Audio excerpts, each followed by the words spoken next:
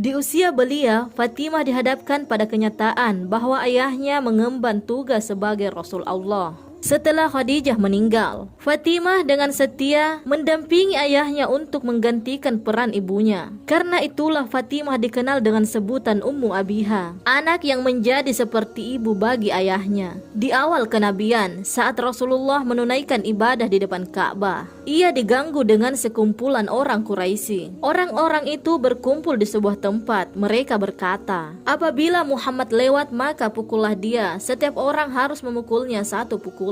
Fatimah yang mendengar hal itu langsung bergegas mengabarkan kepada ayahnya sambil menangis. Rasulullah pun berkata, wahai anakku, diamlah, janganlah menangis. Di waktu lain ketika Rasulullah keluar dari rumahnya, seorang kafir Quraisy menghadangnya dan melemparkannya dengan debu. Beliau kembali masuk ke dalam rumahnya. Dengan segera Fatimah membawakan baskom besar berisi air dan membersihkan wajah ayahnya dengan kedua tangannya sambil menangis. Rasulullah pun mengusap air mata Fatimah dan berkata, wahai anakku, janganlah engkau menangis, karena sesungguhnya Allah adalah pelindung ayahmu.